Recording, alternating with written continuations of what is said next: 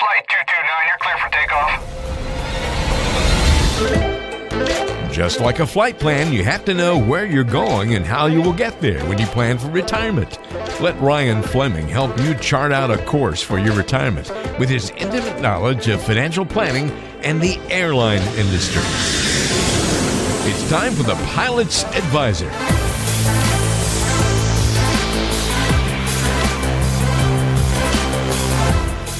Glad you're with us on the Pilot's Advisor today. Walter Storholt here alongside Ryan Fleming, financial advisor at Fleming Financial Group, serving you worldwide, currently based out of Georgia. You can email Ryan if you have any questions about the show, ryan@flemingfg.com. We've got a great show on the way for you today. Ryan, I'm a big weather nerd, so I'm really excited about today's show. We're going to play Financial Forecaster on today's program. It was kind of a secret obsession of mine growing up, the weather. A lot of people in my family thought I would eventually be a weatherman. I sort of play the family weatherman. Whenever there's a chance of snow or a hurricane or something, all my family members are texting me and emailing me for updates on the storm, and I've always got good details for them and that kind of thing. So I'm a big weather nerd over here, so I'm excited for today's program. Well, you know, you always learn something new, and I did not know that you were a weather nerd. So this will be fun. My most visited website is most likely a weather message board, if that just sort of seals the deal for you. Wow. Did not know that. I know that as a child, and actually even now, I very much love sitting outside and watching storms. Mm-hmm. You know, big thunderstorms or what have you. But and then of course, being a pilot, you get to know weather patterns and have to deal with that with, flight plans and stuff. Yeah, I was going to say, you've got to kind of be in tune to it all as a pilot, right? You kind of have to become a weather expert, at least in some way, shape, and form. Yeah, a little bit. I mean, it's not like we're literally forecasting the weather, but we, dealing with what's out there and how to handle it. And yep. So it's probably another story for another day. My sort of, if you want to call it, obsession or appreciation of weather and that kind of thing was actually born out of fear, a fear of weather and storms. Oh wow! When I was a little kid, I was pretty much deathly afraid. Well, I kind of was afraid of everything as a little kid, but especially storms. I had this very, if there was a 10% chance of storms that day, that's all I could think about. If there was a dark cloud in the sky, even 75 miles away and we were outside, I was wanting to go home and be away because I could potentially be struck by lightning. Or if there was slightest rumble of thunder, it shut down whatever we in the family were doing. And it was pretty bad. It was pretty I won't say debilitating, but very limiting for my folks and my family trying to just live a normal life, and so it was a period of time when I was young where that was a big deal, and overcame those fears. And I think part of it was just learning about weather, arming myself with information so that I felt more comfortable as a little kid. I knew I learned coping skills, I guess, if you want to put it that way. And it was pretty cool. And so now it's just sort of turned into a love of weather. So well, that's good. I'm glad you got past that. I think it's very interesting how little things in your childhood can affect your feelings about things going forward. I mean, I can tell right now that my son's going to be scarred from coronavirus, but I guess if that makes him wash his hands and be a little bit cleaner, that's probably a good thing for the future. Yeah. Well, maybe he will, maybe if it's the same evolution that I had with weather, even though I didn't become a meteorologist, being very into weather, maybe he'll be an epidemiologist, when he grows up or something like that. Somebody's got to take care of me later on, right? That's right. Yeah, exactly. Or for the next pandemic 70 years from now, or whatever the case may be. In any event, let's talk about weather. I'm excited. There are plenty of financial lessons, I think, that can be learned from every area of life, Ryan. We've talked about all sorts of analogies here on the show, comparing financial planning with some element of the world. And since the Weather Channel is everybody's favorite station, just sort of let play in the background for hours. I don't know if your household is a partaker in that. I just feel like that was us growing up. We had the Weather Channel just constantly on in the background when you needed that TV background noise. And so we're going to see what we can learn from the world of weather as it relates to financial planning. So let's start with maybe one of the most eye-catching weather phenomenon being tornadoes. Unlike a hurricane, where you usually have time to prepare because you know it's coming, those tornadoes develop quickly, Ryan, and they can cause massive amounts of damage, as we know, within minutes of formation. I'm curious, what would be the tornado of the financial world? Well, this is good. And I had an obsession with tornadoes because I grew up in the Midwest. So, we got to see a lot of those, and it's very true. you go to bed not even realizing there's going to be a storm passing through, and a tornado, a lot of them develop at night while people are sleeping. So it's definitely hard to prepare for. In the financial world, what's the closest you ever came to a tornado? Have you ever seen one with your own two eyes? Yeah, I've actually seen them off in the distance with my own two eyes, and one passed right over Cincinnati, like where some of the neighboring suburbs had a ton of damage. And so I like to think I've been. You've seen your share. Yes. Yeah. So what is the financial tornado then? There's so many unknowns in the market, and those market corrections out there where you don't get any warning that it's coming at all, and it's like overnight the market has just totally tanked. And that's why I always tell people not to try to time the market, because usually when a correction happens, whether it's up or down, it happens so fast. Like examples, 9/11. The market's just immediately overnight tanked, and there's no way to predict that, and, coronavirus, I think maybe we could have seen that on the horizon a little bit with things that were going on, but, it was like overnight then in March is where it just tanked 30%. So, I remember specifically with coronavirus, I remember when, seeing what was happening in China and thinking to myself, man, if this comes to the U.S., it's probably going to cause major issues. But at the same time, you're like, well, how much information can I trust that's coming out of China? And is it really as bad as they're making it look? And these things have happened before, but they never seem to make it to our shores. And then it all happened pretty quickly. Things started to really go down fast. Well, in hindsight's 2020. I mean, I remember being over in China and even talking to some of the fellow pilots I fly with, and we saw where the streets were completely desolate. Nobody was out at all. And in hindsight, playing Monday morning quarterback, you could have gone, well, this is going to affect the markets worldwide. But at the same time, there was weeks before that where, there was great gains in the market, and it was like things, were operating just as normal. And so I think it's hard to, even look at all the different, the SARS, the other things that have come up that just don't really affect the market at all. This is the first time I've ever can think of a pandemic that has crippled the whole world. Well, hey there. We hope you're enjoying listening to the Pilot's Advisor today. Just wanted to take a quick moment from the show to remind you that if you have any questions ever about what Ryan talks about on the program, need any assistance with your financial planning, need some guidance to get to and through retirement, or whatever financial questions might be on your mind, don't ever hesitate to reach out. The simple way to get in touch with Ryan is to pick up the phone and call or text 843-475-3038. Again, that's 843-475-3038. You can also find Ryan online at FlemingFG.com. That's FlemingFG.com. And as always, we put contact information to get in touch with Ryan in the description or the show notes section of the program. So just check it out on whatever app you're using, and it's easy to get in touch with Ryan. All right, now back to the show. There are tornadoes don't happen all that often, Ryan. You'd only have to worry about maybe, a couple of days out of the year where they swing through your neighborhood and are, a threat. But same thing in the financial world. They can still be devastating if they hit your house, if they hit your portfolio, your plan.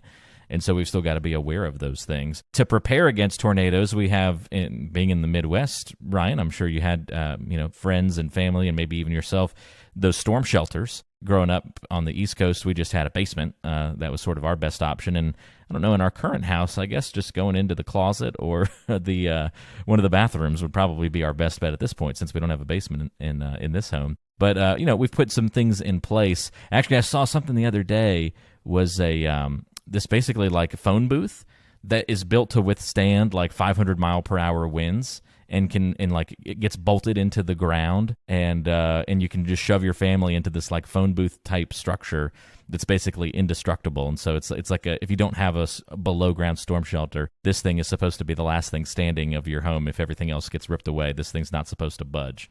So I think it was pretty amazing. I think it was pretty expensive.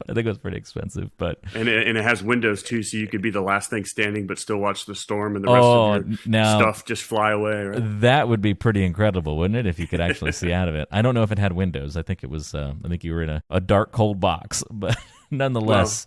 And so a pilot would understand that every year, we have to go in and do a hearing test and all this, and they lock you in those hearing test booths with no windows, and it's miserable. Yep. You feel like you're getting into a refrigerator? Well, that and the older I get, it'll repeat the test if you're not hearing every single one single time. It gets longer and longer. Oh my God, it's so painful. It is so painful. But to keep up with your theme, of the forecasting and the weather and how it relates to the markets, I think, we engineer portfolios to withstand these events. And even though they're unpredictable, that's why we have diversification. That's why we have to, we develop an investment philosophy, because just like with the tornado that blows through, yes, there's going to be some collateral damage.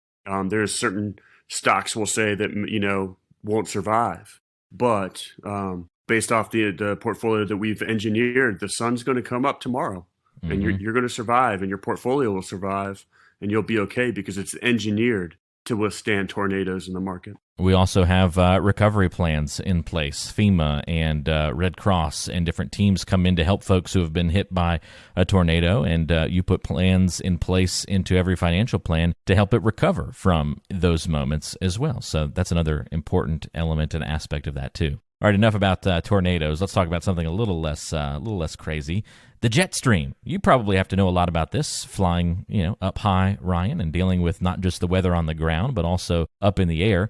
For those who are unaware, jet streams are, we'll call them narrow air currents, high in the atmosphere. We really have no way of seeing their movement with our own two eyes, right? It's pretty much invisible wind. So we need the help of technology. But the movement of the jet stream significantly affects all of our weather. So it's this thing that we can't see that dramatically affects how cold we are, where weather systems are moving, whether we're going to have a lot of moisture, rain, storms, all those kinds of things. So what would be something similar in the financial world that we can't really see, but really has this daily great impact on our lives? That's a tough one. I think about, you brought up the jet stream, and so to relate it back to many of our clients that are pilots, we look at the jet stream and we're flight planning specifically around that so that we can be more efficient, having, less headwind or more of a tailwind, depending on which direction you're going. In the financial world, so when I think about that, I think about efficiency, right? And so jet streams that you might think about in the financial world, I think would be like, certain, if you're an asset class investor, there's certain asset classes out there that are going to give you a higher rate of return over the long term. So that's where you can make your portfolio a little bit more efficient. Or, we've talked a lot about overlap. So when people have multiple mutual funds, but they all own the same stock, and one person's buying it and the other person's selling it, the net result for that individual investor is zero, but there's still this transaction cost. So you want to make sure that you eliminate that overlap and create a more efficient situation. I guess one other thing that I would think about is they talk about certain times of year, certain quarters historically have greater rates of return, or there's certain months that historically the market kind of tanks. There's people that actually out there that pull their money out of the market during August, because it's normally not a great month. So I don't know. Is that a good answer for you? The whole jet stream thing. That's the best I got. I love it. Yeah, that was a bit of an abstract one, so I thought you did a good job with it. I think that makes a lot of sense. Yeah, I like it. Have you ever wanted to learn more about the academic approach to investing and saving and planning for retirement that Ryan talks about here on The Pilot's Advisor? Well, if so, go visit pilotsadvisor.com. pilotsadvisor.com. You can watch a quick webinar on the academic approach to investing. It'll show you how not to speculate and gamble with your money. It's all based on Nobel Prize winning research. Only takes about 10 minutes to get through the video and watch it. Going to be worth your time, I promise you. Go check it out right now, pilotsadvisor.com. It's a webinar that covers that academic approach to investing. pilotsadvisor.com. All right, back to the show. Let's talk about, since we're all starting to get a little bit colder, Ryan, let's go back to the days of summer and talk about heat. The heat index is something you hear a lot about during the summertime, where we combine the air temperature and relative humidity, and you get this heat index that tells you how hot it feels. And I think they've even coined it now, maybe it's AccuWeather or somebody says the feel-like temperature outside is XYZ. And it's always hotter than it actually is outside, but it feels a lot hotter. So even if the thermometer indicates a lower reading, we've all had that day where we say, oh, it's 88 degrees outside. That won't be too bad. And you go outside and it feels like 100, and you're like, this is awful. That's the heat index. So where are we seeing the heat index in retirement planning, where it says one thing on paper, but feels a whole lot different? I got to be honest with you, Walter. First of all, I can tell you are a weather nerd. I'm dropping a few hints here and there. Yeah, but also, if you could send me these questions in advance, I could probably give you a lot better answers. Well, I like catching you off guard. Yeah. Okay. So heat index. I don't. Something that I thought about while you were asking me this question is, how we talk about, there's that old saying, it's never as bad as it seems. Sure, yeah. Like, people get caught up in what's going on right now, and they just act like it's unrecoverable. And, and then it's talked about in the media, and, where they induce fear and greed, which, is how they make their money. But you get this tumbling effect from investors that just feel like, oh my gosh, it's different this time. It's unrecoverable. Everything's going to implode. And that's just not the case. We stress test portfolios for stuff like this, which I could see as kind of being like measuring the heat index. Here's where the market is right now, but here's the volatility or where it's going. I think that a lot of people don't truly understand how much risk they have in their portfolio.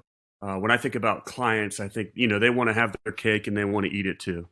When the market's up, they want to have all the gains riding that wave of getting increases in their portfolio. But at the same time, if there's a pullback in the market, they don't want to accept any of those losses either. And that it just doesn't work that way. And I think a lot of people truly may not be invested at their true risk profile. And I think it becomes even more and more of a factor as you're nearing retirement, because somebody that's about to retire can't really handle the ups and downs of that market as they're about to start, taking distributions off the money they've saved. I think this one has legs. You can call it let's take a heat index of the risk in your portfolio. That the heat and the risk kind of go hand in hand with one another. So, well, and exactly. And if you don't know what a standard deviation is, or you don't know the standard deviation of your portfolio, you might want to give me a call, and I'll find out the standard deviation of your portfolio and try to explain it to you, so you truly know how much risk you have in your portfolio. I can bring all these together easily, Ryan. The heat index is turned up on the risk in your portfolio, which leaves you exposed to tornadoes that the jet stream's going to bring down on top of your financial plan. If we wanted to be dramatic and scary about it. Oh gosh, all the weather nerds out there having fun with this one, that's for sure. No, all it's right. good. It's good. Maybe one more for you. Okay. How about pressure's on? Since we're kind of headed into winter now, black ice. Black ice can be especially dangerous because, kind of like the jet stream example, you can't see it. You're driving along thinking everything's just fine, and the next thing you know, you're sliding all over the road. Or happens to me a lot, Ryan, at stop signs. You come to a stop, and then you go to hit the gas, and all of a sudden those tires start spinning, and you're like, oh, how am I spinning? I didn't see any snow here. Well, that's the black ice that's frozen over the roadway, and you can't see it. Do you find people slipping on any sort of black ice in their financial lives or in the financial world? All the time. I think that, one of the biggest things I notice now when we're out of this age of having pensions is investors have no clue what's on their financial horizon. They have absolutely zero clue of how much they truly need to save. They probably haven't factored in taxes in their retirement years and how much that's going to affect their portfolio, inflation. And so if you don't really truly understand a lot of those things, you may think that you're in great shape when you really aren't. And sadly, you're going to have to work the rest of your life. It's disheartening for me when I see a portfolio like that, where there's somebody that, they're nearing retirement, they want to retire, but they're just in no position to do so. And, it breaks my heart. But that's why I like having clients that I find that are in their younger years, so we can get them on the road that there's not going to be any black ice and they truly understand what's going to happen. Yeah, a lot of that seems to come down to underestimating, right? Underestimating how fast you can go on the roadway when there's black ice. Well, I guess overestimating is the problem there. A lot of people drive faster than they should on snow and ice, and then they get in trouble in accidents and slide around. But yeah, same thing. You either over or underestimate your level of safety, your level of risk in different situations, and just your level of comfort. And if those things are out of line and out of whack, that can cause a lot of problems inside of a portfolio. So yeah, sounds like that makes a lot of sense. I just have this visual of cars sliding all over the place. Like, I went to college at the Air Force Academy. So, out in Colorado. You guys got a lot of snow out there. Yeah. Yeah, there'd be some big snowstorm and you just see cars littered all over the side of the road. Or people that are way overconfident driving when they shouldn't be. The guy that's driving his Honda Accord doesn't have 4-wheel drive and he's in the left lane passing SUVs. I see it at least once a winter here in North Carolina. We always kind of get that one snowstorm a year. And sure enough, my wife is an essential worker, and she's not a big fan of driving in the snow. So I'll usually take her into work on days when it snows in the 4-wheel drive Tahoe. And I feel pretty comfortable in the snow, and I just try to go. I definitely don't drive fast in it. I try and go nice and slow. I don't want to wreck my Tahoe, so we'll go nice and slow. And I'm just always blown away at the people that are screaming past us, and there's cars littered everywhere. And I'm like, it's like the apocalypse out here. Just take it easy. Just drive slow. Leave a couple minutes early for work. Don't stress. Like, take the paths and the roads that don't go up and down big hills. Use some common sense. But man, people they hit the roadway, they slam on the gas, and it's like whoop, slip right around. So kind of like you're a weather nerd. I think I'm kind of a traffic type nerd driving. Okay. And I think it was because my grandfather, he was a state highway patrolman. So him and my father both always talked to me about watching all my mirrors, how to drive, just watching all these variables. So you always had an out. And one thing I will say about growing up in Ohio is you got to be very good at driving in weather because there's always weather. And when I was living in Charleston, I thought it was hilarious because we'd have a big rainstorm would come through and these people could not handle driving in the rain. It was like, oh my gosh, like this is crazy. But, whereas it wouldn't even affect the roadways in Ohio. People, oh, it's raining again. Okay. Yeah. Yeah. Driving in the rain is to me just about speed. The harder it rains, slow down a little bit more, and otherwise you won't be able to see anything. So take it a little bit slower. Yeah, and just make sure you're not going to hydroplane when there's standing water somewhere. If you're on a road that's got a lot of standing water on it, maybe back off a little bit. That's the key. So we've turned this into a driving podcast. Oh, this was we driving and weather. So much ground on today's show. I love it. Before we wrap up, any other comparisons you could draw between weather and retirement or financial planning? The sun will come up tomorrow. It doesn't matter how bad it seems. If you think about the long term, everything's going to work out. I love it. There's always going to be days of 75 and sunny that are pleasant and wonderful and nice. So as you're dealing with the black ice and the hot days and the tornadoes and all of these other unfortunate events and things that kind of knock us around, remember that most days, Ryan, end up being pretty nice out there. And that's a good thing to always be able to rely on. The sun will come up tomorrow. I love that. Good final sentiment, that's for sure. If you need any help, assistance with your financial retirement life, Ryan's there for you. Works with pilots all across the world. If you'd like to schedule a time to chat, you can do so by calling or texting 843-475-3038 to begin the conversation, or go online to FlemingFG.com, and we can put that contact information in the description of today's show, so it's easy for you to find. Ryan, thanks for the help and for indulging me on some weather talk here on the show today. That was fun, and we'll do another comparison of something in the financial world, I'm sure, on the next episode. I can't wait to hear your next question, so hopefully you'll send me these questions in advance. You never know. You never know what we'll come up with next. That's right. Thanks for being with us. This was a pretty good one. Thanks a lot, Walter. I thought it was fun. We'll talk to you next time right back here on The Pilot's Advisor.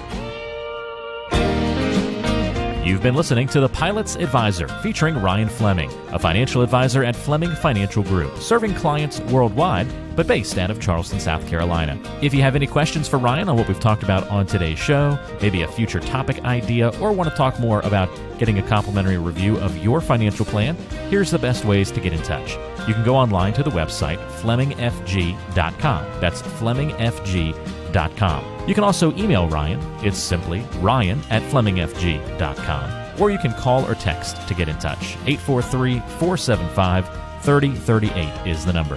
That's 843-475-3038. Thanks for listening to The Pilot's Advisor, and don't forget to subscribe on your favorite podcasting apps. We're on Apple Podcasts, Spotify, Google, Stitcher, TuneIn Radio, and many more locations. So whatever app you like to use, search for the Pilot's Advisor Podcast today and subscribe so you never miss an episode. Information is for illustrative purposes only and does not constitute tax, investment, or legal advice. Always consult with a qualified investment, legal, or tax professional before taking any action.